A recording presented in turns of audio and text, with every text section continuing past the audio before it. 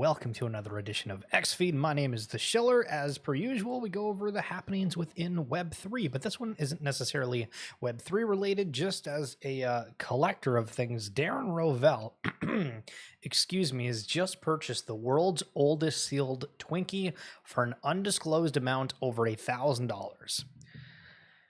I didn't know that holding Twinkies for 48 years would somehow net you $1,000. But ladies and gentlemen, welcome to 2024. Apparently a Bored Ape holder has won a Olympic medal. I have no idea who this is, but hell yeah, we love the narratives. True. In 2021, I would have put $100,000 into this project. It's still funny. The other day, the Futurama NFT episode came out, and it is still circulating across all of the social medias within the Web3 space. It's wild, and people kind of discredit it a little bit, but the social impact, I think, is outstanding for what is offered in this industry, sector, whatever you want to call.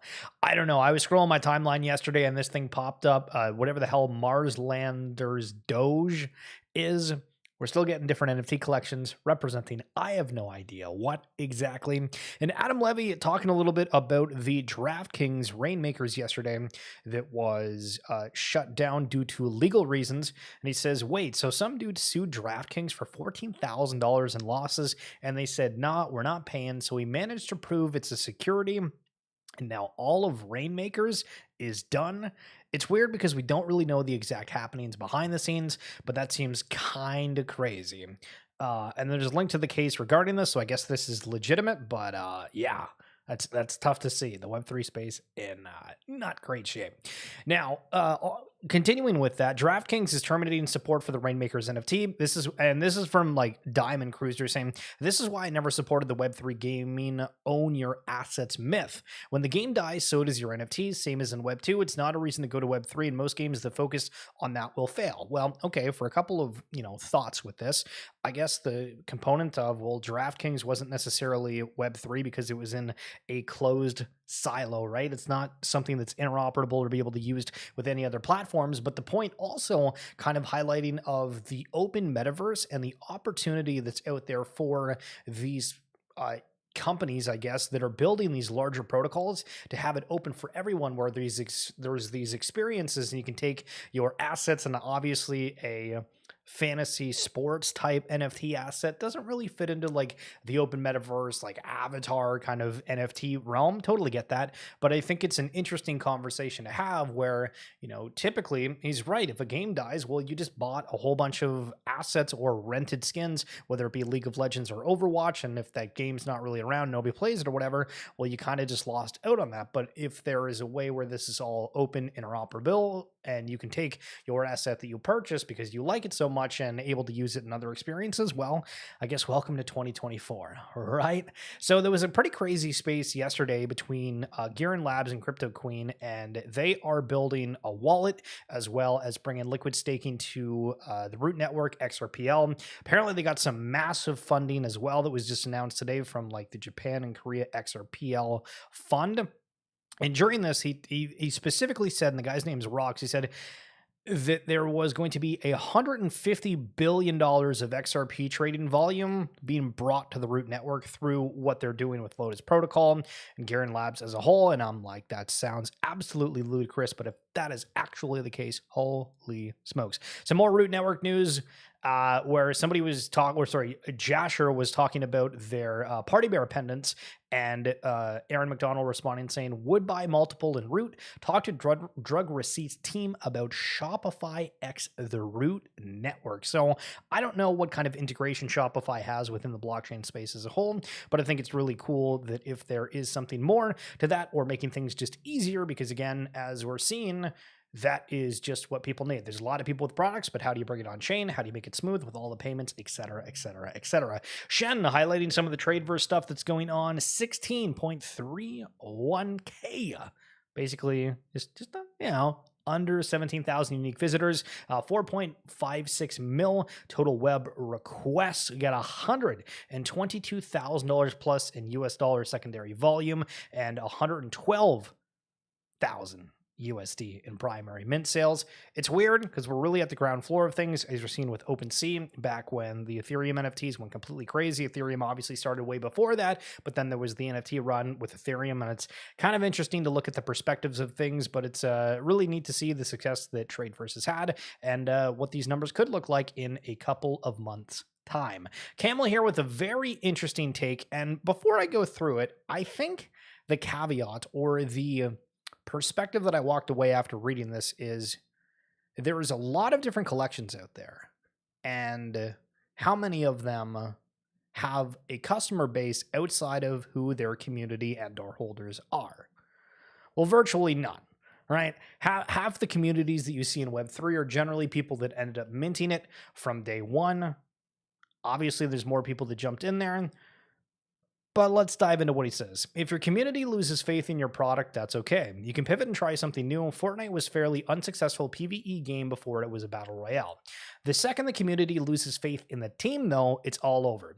If you're building just showing up is half the battle, onboarding people to your mission, your ethos, your beliefs, and your community. I know so many teams in the space that want to avoid showing up like the plague because it distracts from real building. If you don't show up for your community, then someone else will, and I promise that people are going to lose faith in the way you lost faith in them. And I mean, it's just kind of an interesting thought that we still put so much faith into the whole Web3 community aspect. And really, do we change the community word to friends, collective, or do we just stick with community? Betty with some extra takes. I don't know what's going on. If it's like the market is like so dead that everybody's gotten like 605 opinions about everything, or it's just people are feeling like, hey, they want to share. And I made a post yesterday as well regarding something, and we'll get into that in a second. But Betty from Deadfella says, a word on NFT floor prices. Recently, we have seen some incredible updates from teams, doodles in their label, trailer, etc., Pudgy Penguins, X-Fan-Ek. These announcements would have sent floors into the stratosphere in 22. So why does nothing budge now? And I mean, would they actually send them to the stratosphere? I feel like there was partnerships and things that were announced, and it was like cool for a couple days, but most of the partnerships ended up not having much substance, so it felt like it wasn't as cool, I guess. Floor prices don't respond to announcements much anymore because speculation has largely left the building in NFTs. In 21 and 22, we were speculating on what NFT projects could become. Now we're watching in real time that they are becoming what they are becoming, and it is incredible but non-speculative. Fully agree on the non-speculative part. So why continue to buy these NFTs? In my opinion, the self-assigned value of being part of the inner circle of the brands. Do you love the IP, the vibe of the community, having first access, exclusive benefits teamed with collectability of the inception of these brands means something? And I think part of this is we are going to be able to look back and say, okay, here's what Team X, Y, and Z did, and we have some kind of a reference point, but because we are so early and there is very, very little to go off of, we're able to scrutinize it significantly more. So buy or don't. Speculation was the driving force of the beginning of most of the brands we see today in Web3. Proliferation and cult-like adoration of the IP and community surrounding them will fuel the next part of their life cycle. Not financial advice, all opinions of my own. Some important clarifications. This relates only to PFP-based projects. I see art entirely differently. Remember when everybody was talking about like one-of-ones, art, and all that kind of stuff on the timeline? I feel like that's really gone through the wayside, and it's back to, the generative collections. Obviously, meme coins have taken off, etc., etc. But the Forgotten Runiverse, if you guys haven't seen, they have their playtest that is live for their first bunch of players, and they are actually having mobile supported, which is kind of cool. And then Dota, one of the founders, showing what it looks like on a worldwide scale with people, again, all over the globe playing that. And we are going to be one of the ones joining that. So this is kind of a new character. I just hit like random, and we'll jump into the world and just kind of showing you what one of the games looks like. Now, I'm also wanting to do this as well with Illuvium and a couple of others. So we're in the world here. We can top welcome to the Rooney. Wait, I recognize your energy. I gave you the long tour already, so here's the short version. Take these starter receipts, materials, and get going, Bruda.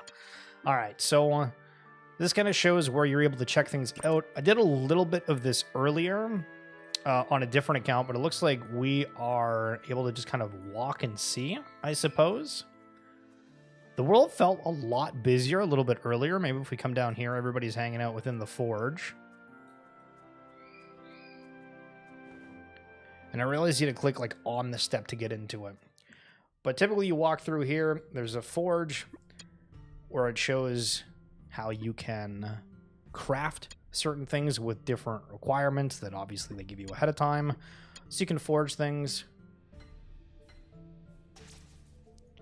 And then once you have them, you are able to equip it.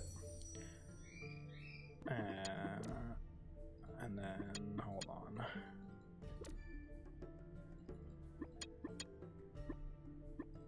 Equip suits on there. Boom. There you got the cool idea. Listen, guys, we're rocking the NFT world. Hell friggin' yeah. Now I'll go down, and I don't know if I need to forge any spells exactly. Because the mage workshop is down here. I might have to.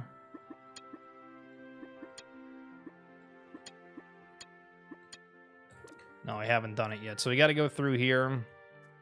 It gives you some characters. Now, one thing that it felt like a bit smoother is that like the instructions and kind of the understanding of what exactly you're supposed to do felt like a bit smoother this time around. So basically you get to create a spell of sorts.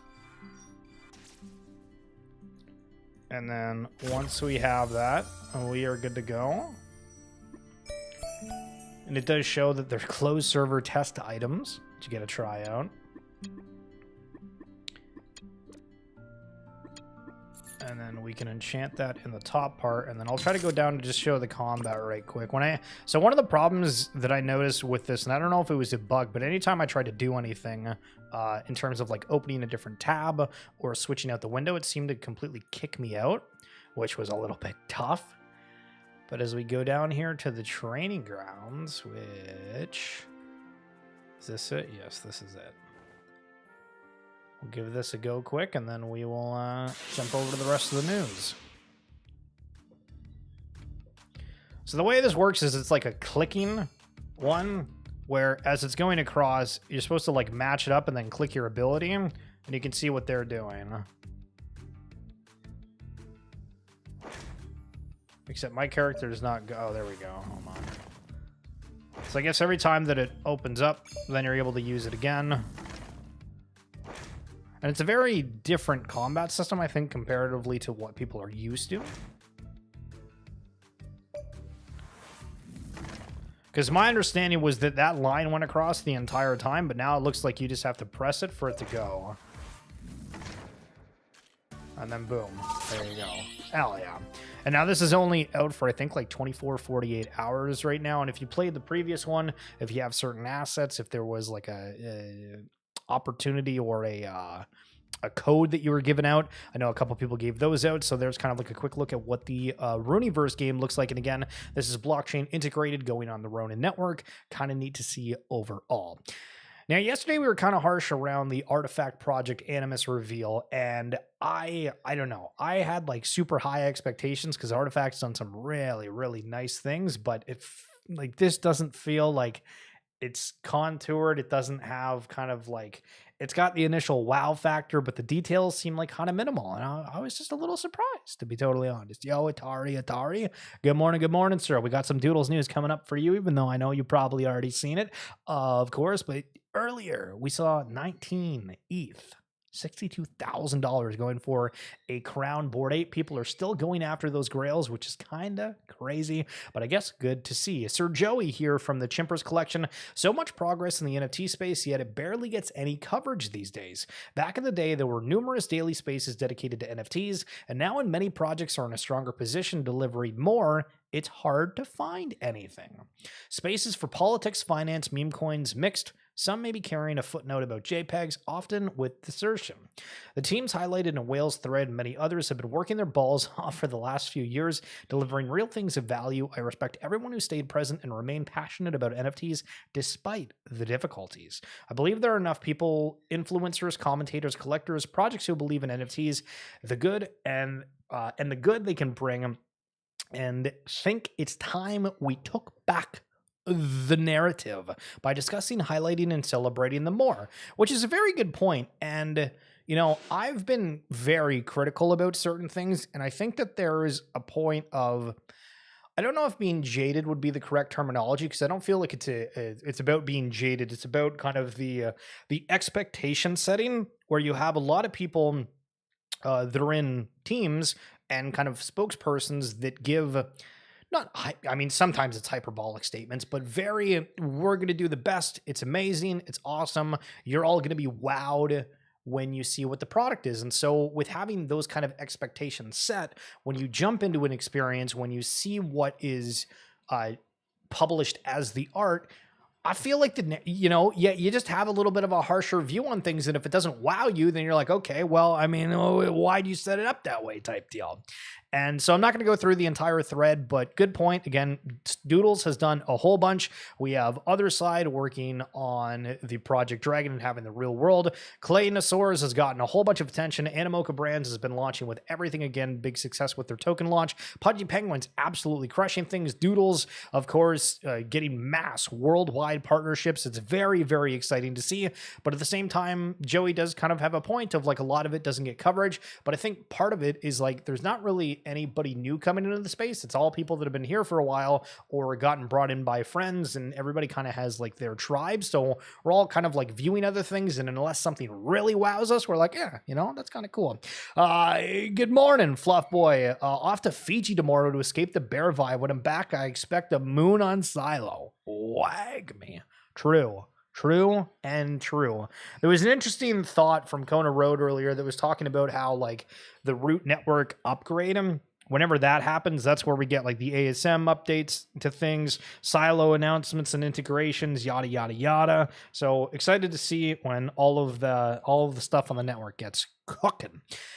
Smoot saying, I know the general sentiment towards NFT is pretty terrible, but physical card collectors should check out this video and see what Chimpers has been up to. So again, Sir Joey is a part of Chimpers, and they're saying the physical versions of the Amulet collectible cards have arrived. Now, again, kind of to my point a second ago, do you know what the Amulet collectible cards are? No? Do you know what Chimpers are? Well, maybe, but it's an NFT brand, and they're showing what some of the cards look like, and I guess this is the physical ones, but they're going to have like a digital attachment to it, which is kind of cool. Soon holders will be able to purchase the physical twin versions of their cards. AR experience is looking super chimpish. So again, kind of cool they're going here. I'm here for all the tribes. Just give me a good product, oversold and under-delivered across the board. Yo, chef's kiss. That was immaculate. Man's cooking today. Well worded. NFT Believer saying, Other Side is being massively misunderstood. Other Side is essentially the Web3 Roblox. 26 billion market cap, by the way. Roblox. Futureverse. It is a platform for people to create their own games. The event on Saturday was showcasing an example of what you can build. Now, not to be overly aggressive or anything, but I hated how the gameplay felt on it. It was cool that like the world was there, but it didn't really feel that much different. And what it feels like, if I'm going to be like super specific on something, is that when you jump into Other Side, you will notice a lot of apes. And there's a fair amount of people, I would kind of throw myself in there, that used to be super, super ingrained with everything that BAYC was doing, from spaces to activities to like you name it, we were a part of it. And so obviously there was people that are kind of gone from the club right now, but there is a very strong connection between a lot of people where when you see them in the metaverse, you're like, oh my God, I remember your name. Maybe we haven't talked in a while. I've seen you around. Damn, like this is cool that we're in there. And it feels like when we had the Other Side trip where it was like the Pokemon Go photography of everything, it was like, oh, this is cool. We get to like kind of hang out with our friends, and it gives that experience, right? And so when I view it, I'm kind of thinking, okay, all of this is getting the big positive reactions because everybody's having a good kind of endorphin hit or whatever of seeing their friends and having that experience, when we're trying to be a little bit more critical about like how full is the world, what's the gameplay like, et cetera, that's where things fall a little bit short, and where like most people just don't even say anything. Doodles, creativity in a message in a bottle. Yeah. Our limited edition collaboration with Drink Arizona will keep you quenched all summer, dropping tomorrow. So again, this is cool.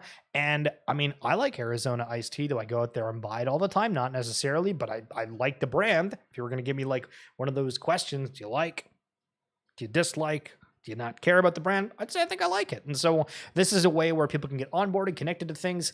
The only other type of sponsorship or drink things that I can think of, it's not Web3 related whatsoever, but for the game League of Legends, we saw a Coca-Cola sponsorship where like there was different League of Legends characters on cans. That was like the last thing I saw with that, which is kind of cool. Aaron just posted the finish the open story. Wait, I'm sorry. What are you talking about? One second. Let me bring that up. There's like 3 more things that we're going to go through, and then we are good to go on the front of what we found on the timeline. It's funny watching the timeline, though. Like, I think if people come out and they have some very spicy things, they can absolutely take over the timeline with this. Okay, so Aaron says, I just finalized the story of Visit Open. It's incredible. I'll make the game exceptional. I guess it helps having a best-selling author on the team. Thanks, Ernie. The story. Okay, so when he's saying the story of Visit Open, does that mean, like, what exactly is that supposed to mean? Are we playing an experience where the story comes to the conclusion that they've already written out and we're experiencing that in like a video game? Because I know there was a lot of talk about like the whole Ready Player 2 aspect of things, right? Curious what that means. Creatures was just purchased for 1.22 Sol. Just randomly bringing this up because if you guys don't know, the actual first NFT on Solana was these creatures.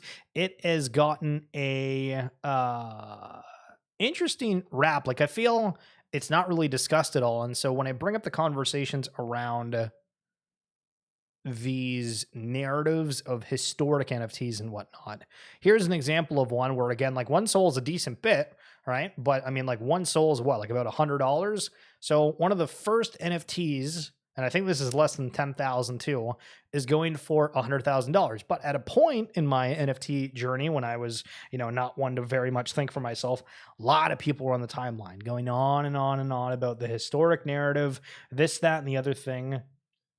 I feel like there's been very, very few things that have done well in the historic narrative. You're just ready for the product? Yo, same. So one of the things that's weird, though, is with products, we're seeing releases on like a mass global scale where Guild of Guardians comes out. Illuvium just went live the other day. And then there's still things that I guess feel kind of obvious of how isn't that sorted before things go live, but let's go into what was specifically said. So Omni says, why is Illuvium running ads before we make it easy to onboard people? This is only going to ruin first impressions and waste money. There is no education to help a player buy crypto and deposit it. And again, as we highlighted on yesterday's stream, there was a lot of people that we were on the timeline being like, we can't do anything with a MasterCard. We have to be aware of how to interact with crypto, use the exchanges, transfer things, et cetera, et cetera. Why isn't there kind of an easier way of accessing it? And again, this is on the Epic Game Store, and maybe we'll stream a little bit of that tomorrow as we did the Runiverse game today. There is no education that helps a player understand how all the games are connected. There needs to be a constantly updated, centralized place where people can go for these things. And the further comment with this is like, damn, are content creators and everything like really going to be the saving grace of these different protocols and games and things when the teams can't go out there and make all these I mean, I guess they could, but if you don't have the resources to do that, you're going to need the assistance of everyone else. Oh, Buffalo Soldier. What's going on, brother? Do you remember Wanderers? I thought they were dead and they just released a game on Epic and it's pretty good actually. So I saw somebody mention earlier that like OpenSea was streaming this morning. I'll try to go back and see if I can bring that up. Yes. So good bringing that up. Yeah, so OpenSea was streaming this a little bit earlier and had some different people. And this is, I guess, what the gameplay looks like for it. I think it looks pretty all right. Obviously, the character is just kind of walking around right now. I don't know if we zoom ahead, there we go. This looks like that Hades game. I never played it, but there was a couple of streamers that I followed, and they were randomly playing it on the side in between when they were like queuing for League or something. And it feels almost like Hades on that initial point. But yes, Wanderers has been absolutely cooking on that front. An epic sci-fi experience with you in the pilot seat. Build your galaxy and earn Wanderer token. Why is everything launching on Epic Games, by the way? Is that just like the default thing to go for games? What kind of integration is there to the blockchain? Are they just running on these different networks? I mean, I should know these things. You know what I mean? Like, I need to look into these and figure them out because I haven't even done that. For too long, apes have desired to play in the meme coin swamps. Today, your fellow apes at ApeFi have made this possible. Okay, dude. Introducing BAYC coin, $BAYC. Yo. You know what's funny? Shout out my dad. He was like, yo, why doesn't somebody make a coin that's just like the names of the collections or whatever? And this was like months ago, and here we go. Just happened. A new meme coin that is fully backed by BAYC NFTs. Go to ape.fi and mint 100 million BAYC for each BAYC NFT you send it. See, this is the thing that doesn't make sense to me, though, is because he's saying like it's a meme coin, but a meme coin isn't like how a meme coin isn't backed by something like this, right? Unless I'm wrong in understanding the meme coin, but like whiff is supposed to be a funny joke when it's like, yeah, guys, just like throwing money because it's whiff hat, or you know what I mean? Like, buy this coin with a hat on. Yeah, I know what I mean? Like, it's kind of whatever. And so when it's like backed by something, it feels weird. And further to that, not to discredit this necessarily, but I mean, like Flooring Protocol, didn't they launch something that had the exact same aspect where they vaulted a whole bunch of NFTs, they turned it into a token, and people were able to trade off of those tokens? And the idea was that if, you know, the NFT went up in value, well, then so does that token, exactly. Or people have the opportunity to be a little bit more liquid with it. It's kind of like the fractionalization aspect, but on like a mass scale. So it's a little bit different, but I don't really know like how I feel about it. Now, with that said, apparently people were going out there, they were buying BAYCs, dumping them on the protocol and like making like upwards of like 46 ETH, which is insane. Well, Porkjet doesn't have anything though. Like, it's not, Porkjet token's not off of like the NFT. Like, you get it from owning the NFT, but it's not, hey, the value of this is derived off of the fact of the NFT, if that makes sense. I don't know. It's kind of weird. Watching the timeline right now is just something that's, I don't really know. I agree with the fact somebody, I think it was like Betty's thread or something, or no, it was Sir Joey's, when they were talking about like the timeline being like all politics and everything else. And, you know, you go on, you're trying to find out something regarding things that you love and follow. And it's like all these like political agendas, people that used to follow for certain takes on the space are going off on like the deep end of other things. And listen, it's fine. Everybody, I mean, well, who the hell am I to say what the hell you tweet? But it is very much opening the door where it feels like a lot of people are bored. Obviously, the summer's here. And do we see a lot of people taking off the rest of the month? Does August things kind of turn up and people are trying to show off things going into the winter months? I really have no idea. I don't know, but I'm excited to be here with you guys and see all of the shenanigans. If you missed it and you're just tuning in a little bit late, we did highlight the Runiverse game experience. Played it for a couple of minutes. It is live. Unfortunately, it's only if you have the NFTs, if you got a code, if you played the last Eve of Memory one, but you can definitely see a lot of people commenting and talking about it. But the gaming narrative, are we finally at the gaming narrative? Maybe. We're getting close. Pixel Vault also did a big spaces today where they were talking about the partnership they had with Yuga, et cetera, et cetera. And they were saying, you know, for gambling and whatnot, it's really taken over, and they're trying to find a better use case for crypto than just gambling, or at least talking about like the gaming narrative. And they said kind of like the next iteration of that is skill-based gaming, where you're able to kind of bet on things. And so there is a lot happening within the space. What's going to pop off? What's going to not? We're here and we're watching. That's going to be it for this edition of XFeed. Thank you guys so much for coming on through. Atari, Fluff Boy, enjoy the Fiji, and